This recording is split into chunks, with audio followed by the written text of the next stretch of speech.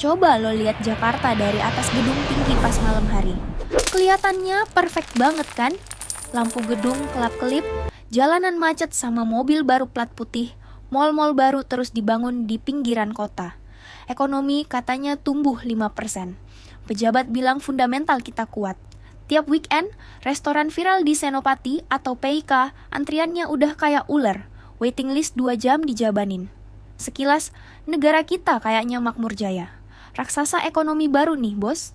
Indonesia emas 2045 katanya. Tapi, itu kan kalau lu lihat dari atas. Itu kan kalau lu lihat dari kacamata makro yang penuh angka rata-rata. Sekarang, gua ajak lu turun ke bawah. Napak tanah. Coba lu nongkrong di warkop pinggir jalan di daerah perkantoran Sudirman pas jam makan siang. Atau dengerin curhatan orang kantor di pantry pas tanggal tua. Di atas tanggal 20-an, dengerin apa yang mereka omongin. Mereka nggak ngomongin investasi saham yang lagi cuan. Mereka nggak ngomongin rencana liburan ke Eropa. Mereka ngomongin, gila ya, token listrik cepet banget abisnya. Mereka ngomongin, anjir, tagihan paylater gua bengkak bulan ini, padahal cuma beli makan. Mereka ngomongin, gaji numpang lewat doang bos. Di balik gemerlap instastory temen lo yang lagi staycation, pamer OOTD, atau fine dining makan daging wagyu, ada bom waktu yang disembunyiin rapat-rapat di saku celana mereka. Realita tentang kartu kredit yang udah over limit dan ditelepon debt collector. Tagihan pinjol yang bunganya muter terus kayak gasing. Dan saldo tabungan yang boro-boro nambah buat dana darurat, malah pelan-pelan abis digerogoti kebutuhan sehari-hari. Ada vibe shift yang kerasa banget kalau lo peka. Dulu, orang belanja karena happy. Sekarang, banyak orang belanja karena stres. Namanya doom spending. Duit gue nggak bakal cukup buat beli rumah. Ya udahlah, gue pakai beli kopi, mahal aja. Biar seneng dikit. Itu pola pikir keputusasaan, bukan kemakmuran. Welcome back di channel NetHub Global. Hari ini gue gak bakal kasih lo motivasi bisnis manis-manis kayak motivator lain yang bilang kalau mau sukses bangun pagi. Basi, hari ini kita bakal bedah mayat. Kita bakal autopsi tragedi ekonomi yang lagi kejadian tepat di depan mata lo, tapi banyak yang pura-pura gak lihat. Judul investigasi gue hari ini, mantap. Fenomena makan tabungan. Ini bukan singkatan keren-kerenan. Ini adalah istilah ekonomi real yang menggambarkan kondisi di mana pengeluaran lo lebih gede dari pendapatan lo, dan lo hidup dari sisa-sisa kejayaan masa lalu. Ini adalah kisah horor tentang kematian kelas menengah Indonesia. Kenapa lo harus peduli? Lo mungkin mikir, gua aman, gua punya bisnis, atau gua aman, gaji gua 2 digit. Dengerin gua, kalau lo punya bisnis, kelas menengah itu nyawa lo. Merekalah yang beli produk lo. Merekalah yang ngeramein toko lo. Merekalah yang ngeklik iklan lo. Kalau nyawa ini hilang, bisnis lo tinggal nunggu waktu buat game over. Nggak ada yang beli barang lo lagi. Selama 1 jam ke depan, gua bakal bongkar data yang nggak pernah diomongin orang lain. Kenapa gaji UMR itu ilusi optik? Kenapa Gen Z kejebak utang seumur hidup yang bikin mereka nggak bisa KPR? Dan gimana caranya biar kapal bisnis lo nggak karam pas badai dateng di Januari 2026 nanti? Sebelum gua buka data yang bakal bikin lo nggak nyaman, bahkan mungkin bikin lo susah tidur, gua minta satu hal. Konten daging kayak gini jarang dibahas karena terlalu pahit. Kebanyakan orang sukanya konten hiburan. Tapi lo beda, kan? Biar lo nggak ketinggalan strategi survival bisnis dan update ekonomi yang kita rilis tiap minggu, pencet tombol subscribe sekarang, nyalain loncengnya. Karena di tahun 2026, info valid itu mata uang paling mahal. Jangan sampai lo ketinggalan momentum. Udah? Oke, tarik napas. Yuk, kita gas. Oke, kita samain frekuensi dulu. Sering banget kita dengar istilah kelas menengah. Tapi siapa sih sebenarnya mereka? Apa mereka yang punya mobil Innova? Atau yang tiap pagi ngopi di Starbucks sambil buka MacBook? Definisi kelas menengah itu sering bias. Menurut Bank Dunia, kelas menengah di Indonesia Itu adalah mereka yang pengeluarannya berkisar antara 1,2 juta sampai 6 juta rupiah per orang per bulan. Coba resapi angka itu, 1,2 juta sampai 6 juta. Jadi, mereka ini bukan orang miskin yang dapat bansos, bantuan sosial dari pemerintah. Mereka nggak dapat BLT, nggak dapat beras gratis. Tapi, mereka juga bukan orang kaya yang kebal krisis. Mereka nggak punya safety net warisan 7 turunan. Mereka ini sering disebut aspiring middle class atau calon kelas menengah. Kelompok yang pengen jadi kaya, yang kerja keras bagai kuda, tapi posisinya rentan banget jatuh miskin. Jumlahnya sekitar 140 juta jiwa. Itu setengah lebih populasi Indonesia, bro. Mayoritas penduduk negeri ini ada di posisi nanggung ini. Masalahnya, data terbaru dari LPS, Lembaga Penjamin Simpanan, dan BPS, Badan Pusat Statistik, itu nyalain alarm bahaya yang kenceng banget. Jumlah kelas menengah kita menyusut drastis. Ada jutaan orang yang hilang dari kategori ini. Pertanyaannya, kemana perginya? Apakah mereka naik kelas jadi sultan? Apakah mereka sukses jadi crazy rich? Sayangnya enggak. Data nunjukin sebaliknya. Mereka turun kelas. Mereka jatuh ke jurang menuju kelas menengah atau bahkan rentan miskin. Bayangin sebuah tangga. Kelas menengah itu ada di tengah. Harusnya mereka naik ke atas. Tapi tangganya licin, pegangannya patah, dan ada beban berat yang ditarik dari bawah. Akhirnya mereka kepleset jatuh ke lantai dasar. Data perbankan lebih ngeri lagi. Rekening dengan saldo di bawah 100 juta rupiah, pertumbuhannya melambat drastis, bahkan minus di beberapa periode kuartal. Sementara rekening di atas 5 miliar tumbuh pesat. Ini namanya cash-shaped recovery. Yang kaya makin kaya, yang tengah makin miskin. Apa artinya kalau tabungan di bawah 100 juta itu minus? Artinya cash flow bulanan mereka negatif. Gaji masuk tanggal 25, tanggal 10 udah koma. Tanggal 15 udah minus. Terus sisa 15 hari hidup pakai apa? Mereka ambil celengan. Mereka cairin deposito yang harusnya buat DP rumah. Mereka jual emas simpenan nikah. Atau yang paling parah dan paling banyak kejadian, gesek kartu kredit dan pay later, gali lubang, tutup lubang. Lubangnya makin dalam, sekopnya makin tumpul. Ini bukan soal boros atau kebanyakan healing ke Bali. Tolong buang jauh-jauh stigma itu. Narasi kalau anak muda miskin gara-gara kebanyakan ngopi atau kebanyakan beli avocado toast, itu narasi males dan salah total. Itu gaslighting ekonomi. Faktanya, harga kopi itu receh dibanding kenaikan harga properti, biaya pendidikan, dan kesehatan. Ini adalah masalah struktural, ini adalah masalah matematika ekonomi yang udah nggak masuk akal lagi buat mayoritas orang. Biar lo nggak bilang gue cuma nakut-nakutin, kita main hitung-hitungan real. Angka nggak pernah bohong. Kita pakai contoh fiktif tapi nyata, si Budi. Budi ini representasi kita semua. Karyawan swasta di Jakarta, umur 30-an, udah nikah, anak satu masih balita. Kita mundur ke masa lalu yang indah, tahun 2019, sebelum pandemi. Gaji Budi saat itu 7 juta rupiah. Dia ngontrak rumah petakan yang layak, 2 juta. Makan buat bertiga, 2 juta. Masak sendiri campur beli. Transport, bensin motor, ojol, 500 ribu. Listrik and air, 500 ribu. Susu and popok anak, 500 ribu. Total pengeluaran wajib 5,5 juta. Sisa 1,5 juta. Lumayan kan? 1,5 juta bisa buat nabung 1 juta, sisa 500 ribu buat nonton bioskop atau makan enak sesekali. Hidup Budi aman sentosa. Dia merasa secure. Sekarang kita lompat ke masa depan yang sebentar lagi terjadi. Tahun 2026. Berapa kenaikan gaji Budi selama 7 tahun? Rata-rata kenaikan gaji di Indonesia itu cuma ngejar inflasi resmi, paling 3-5% per tahun. Bahkan banyak yang stagnan pasca pandemi. Anggaplah Budi beruntung, gajinya naik jadi 9 juta rupiah. Kelihatannya gede kan? Naik 2 juta loh. Secara nominal dia lebih kaya. Tapi, mari kita lihat lawannya.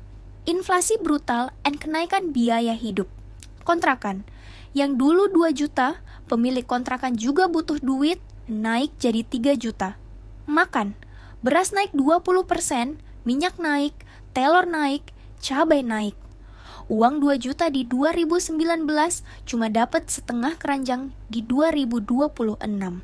Biaya makan wajar jadi 3,5 juta. Transport, bensin udah nggak ada subsidi, tarif ojol naik, jadi 800.000. Listrik and air, tarif dasar naik, jadi 800.000. Anak makin gede, susu makin mahal, mulai masuk PAUD TK. Biaya anak jadi 1 juta. Pajak, jangan lupa PPN naik jadi 12%. Ini nempel di sabun, pasta gigi, pulsa, semuanya. Total pengeluaran wajib budi di 2026 bengkak jadi 9,5 juta rupiah. Ini hitungan konservatif. Gaji, 9 juta. Pengeluaran wajib, 9,5 juta. Defisit, minus 500.000 tiap bulan. Perhatiin, defisit ini terjadi padahal Budi nggak ngapa-ngapain. Dia nggak beli iPhone baru, dia nggak liburan ke Jepang, dia cuma berusaha bertahan hidup dengan standar yang sama persis kayak tahun 2019. Tapi matematikanya udah nggak nyambung. Dari mana Budi nutupin boncos 500.000 atau bahkan sejuta tiap bulan ini? Jawabannya cuma satu, makan tabungan masa lalunya. Inilah fenomena mantap yang gue maksud. Budi nggak makin boros, tapi daya belinya digerogoti inflasi yang lebih ganas dari kenaikan gajinya. Istilah ekonominya, real wage stagnation atau decline. Budi lagi lari di atas treadmill yang kecepatannya dinaikin terus sama operator. Keadaan ekonomi sampai akhirnya kaki dia nggak kuat, kepleset dan jatuh. Coba cek rekening lo sekarang, jujur aja sama diri sendiri. Nggak usah gengsi, lo ngerasa kayak, Budi nggak? Gaji kayaknya naik, atau omzet bisnis kayaknya naik, tapi kok duit sisa di akhir bulan makin dikit?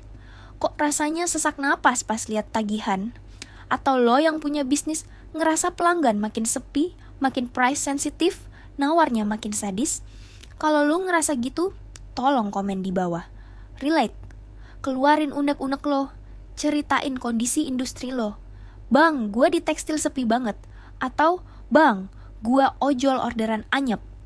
Kita jadiin kolom komentar ini forum diskusi realita lapangan, bukan tempat pencitraan. Biar pemerintah atau pengambil kebijakan, kalau nonton, tahu kondisi aslinya. Sikat.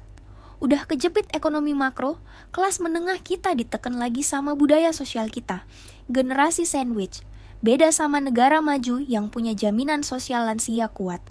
Di Indonesia, jaminan hari tua orang tua adalah anak-anaknya. Kelas menengah, kita nggak cuma biayain diri sendiri.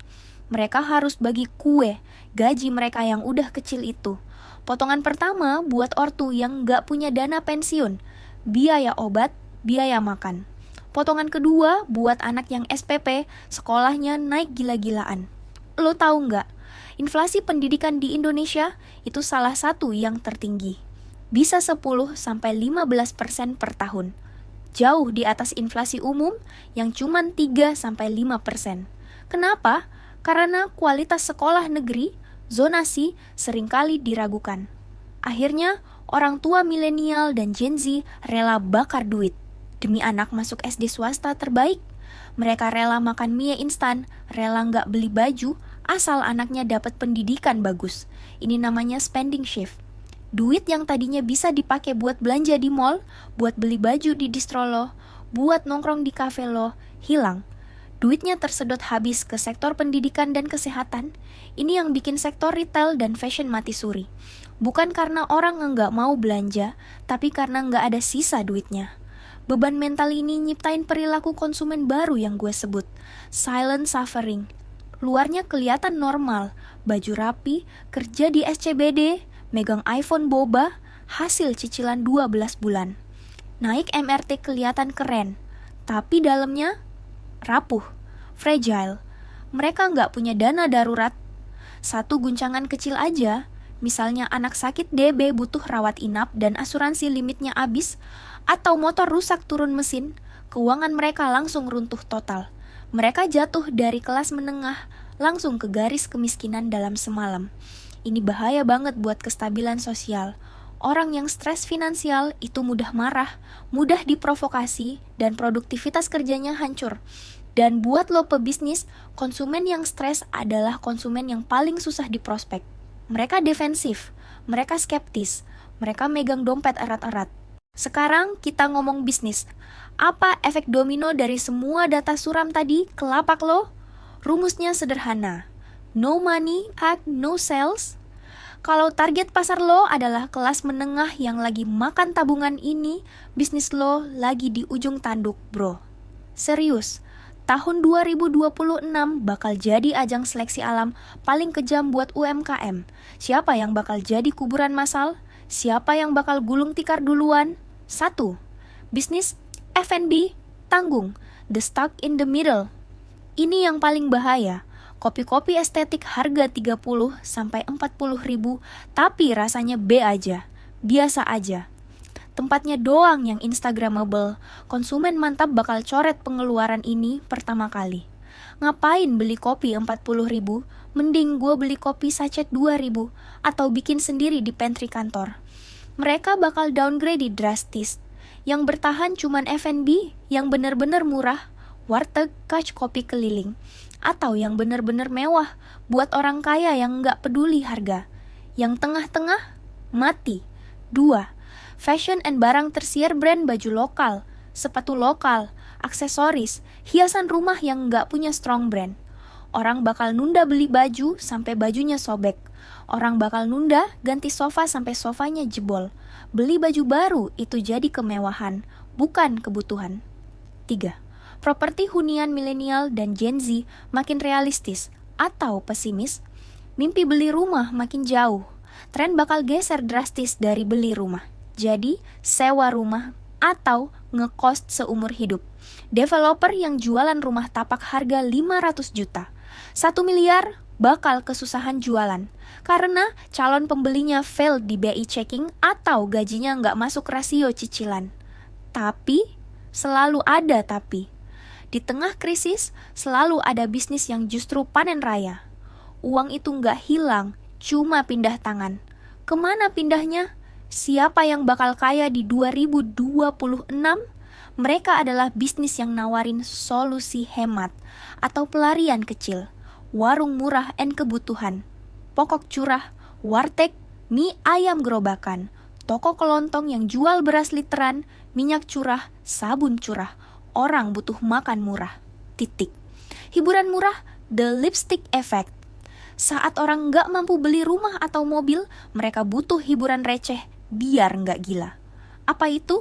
Kuota internet, buat scrolling TikTok ke YouTube, streaming film bajakan, atau langganan murah patungan, jajanan cilok kais seblak kewa cimol. Jajanan murah itu dopamin hit yang terjangkau. Thrifting and service. Pasar barang bekas bakal meledak. Orang nggak malu lagi beli baju bekas, HP bekas, laptop bekas. Gengsi nomor sekian, yang penting fungsi. Jasa servis HP, servis sepatu, permak jeans bakal laku keras karena orang lebih milih benerin barang lama daripada beli baru. Poin ini krusial banget. Banyak temen pengusaha lo yang belum sadar pergeseran tren ini. Mereka masih bakar duit marketing jutaan buat ngejar orang yang dompetnya kosong. Itu bunuh diri. Kalau lo peduli sama temen bisnis lo, sama partner kerja lo, share video ini ke grup WA mereka sekarang. Sadarin mereka kalau pasar lagi berubah total. Ombaknya beda, cara selancarnya juga harus beda. Jangan sampai mereka karam karena buta data. Terus lo harus gimana? Tutup lapak? Nyerah? Balik jadi karyawan? Padahal loker juga susah? Enggak dong. Kita di NetHub Global percaya, di tiap krisis pasti ada peluang buat yang cerdas dan gesit. Ingat 1998, ingat 2008, ingat 2020, selalu ada OKB, orang kaya baru, yang lahir dari krisis. Kalau target lo adalah kelas menengah yang lagi sekarat, lo nggak bisa pakai strategi lama. Ini blueprint strategis 2026 dari gua. Catet. Strategi A, downsizing and value. Jadilah pahlawan hemat. Kalau lo tetap mau jualan ke Budi, kelas menengah tadi, lo harus sesuaikan produk lo sama dompet dia yang tipis. Jangan jual paket gede. jual eceran, jual sachet. Kalau lo punya resto, bikin menu paket penyelamat akhir bulan, harga di bawah 20.000 tapi ngenyangin. Nasi banyakin, lauk sesuaikan. Kalau lo jual skincare, jual kemasan travel size atau share in jar, biar mereka tetap bisa glowing dengan budget minim. Mindset, bantu mereka berhemat, jangan jadi beban. Kalau lo bisa bikin mereka irit, mereka bakal loyal sama lo seumur hidup. Strategi B, upgrading target, fokus ke sultan. Kalau lo capek perang harga, tinggalin kelas menengah. Puter setir, fokus ke 1%. Orang super kaya yang kebal krisis. Orang kaya itu tetap belanja walau resesi. Mereka tetap butuh tas mewah, tetap butuh makanan sehat organik, tetap butuh liburan eksklusif. Tapi inget, standar mereka tinggi. Lu nggak bisa jualan barang ecek-ecek. Upgrade kualitas, upgrade packaging, upgrade service. Jual gengsi, jual eksklusivitas, jual privasi. Margin lo bakal tebel, walau volume penjualan nggak banyak. Strategi C, efisiensi brutal and AI adoption ini wajib buat semua bisnis. Cek operasional lo, di mana kebocoran duitnya? Jangan buang duit buat hal nggak penting, kantor mewah tapi kosong, langganan software yang nggak dipakai. Pakai AI, Artificial Intelligence, ini bukan gimmick. Ganti admin bales chat template pakai chatbot AI yang pinter. Ganti desainer grafis basic pakai generative AI. Ganti copywriter basic pakai ChatGPT. Bukan berarti lo pecat semua orang, tapi bikin 1 orang karyawan lo seproduktif 5 orang dengan bantuan AI. Potong biaya sewa, pindah ke full online atau work from home kalau bisa. Jaga cash flow lo mati-matian. Jangan nyetok barang mati terlalu banyak. Di masa krisis, cash is king. Strategi D, community and trust, the human touch. Di zaman yang serba susah dan penuh tipu-tipu, orang haus akan kepercayaan. Bangun komunitas, jangan cuma jualan putus. Bikin grup pelanggan, sapa mereka, dengerin curhat mereka. Kalau lo jualan elektronik, kasih garansi tukar baru yang gampang. Kalau lo jualan jasa, kasih konsultasi yang gratis. Bikin mereka ngerasa aman belanja di lo. Trust itu mahal harganya di 2026. Sahabat NetHub Global, gue tahu video ini isinya daging semua dan mungkin bikin lo sesak napas. Fenomena makan tabungan ini alarm keras buat kita semua. Ekonomi Indonesia lagi riset ulang dan prosesnya bakal sakit. Banyak yang bakal rontok. Buat lo yang masih karyawan, mulai hari ini cari side hustle. Jangan andalin satu gaji. Pelajari skill baru yang susah diganti robot. Jadilah relevan. Buat lo pengusaha, stop nyalahin keadaan, stop nyalahin pemerintah, stop nyalahin daya beli. Lo nahkodanya. Badai itu fakta, tapi tenggelam itu pilihan. Adaptasi atau mati. Dengerin jeritan dompet pelanggan lo. Kasih solusi yang mereka butuhin, bukan maksa mereka beli apa yang lo mau jual. Masa depan emang kelihatan suram dari sini. Awan gelap PPN 12%, PHK dan inflasi udah di depan mata. Tapi inget, bangsa kita ini bangsa petarung. DNA kita itu DNA survivor. Kita lewatin kerusuhan 98, kita lewatin krisis global 2008, kita lewatin pandemi COVID 2020. Kita masih berdiri di sini. Kita bakal lewatin fase 2026 ini juga, asalkan lo sadar, siap, dan bergerak. Tugas gue di NetHub Global cuma jadi navigator. Gue cuma kasih peta, setirnya ada di tangan lo. Gas sama rem ada di kaki lo. Kalau video 1 jam ini bikin mata lo melek, kalau video ini nyelamatin satu aja keputusan bisnis lo, tugas gue selesai. Bantu gue nyebarin kebenaran pahit ini. Algoritma kadang nggak suka konten serius, jadi gue butuh jempol lo. Tekan tombol like biar video ini naik ke permukaan dan nyelamatin lebih banyak orang. Terakhir, sebagai bentuk optimisme dan doa kita bersama, gue tantang lo. Tulis di kolom komentar 1 kalimat janji ke diri lo sendiri. Pakai huruf kapital semua biar alam semesta denger. Gue pasti survive. Bangun mental baja lo di kolom komentar. Baca komen temen-temen yang lain, saling semangatin. Kita bangun komunitas yang tangguh di sini. Thanks udah nonton NetHub Global sampai detik ini. Lo orang terpilih, tetap waspada, tetap berjuang, sampai jumpa di puncak. Peace out.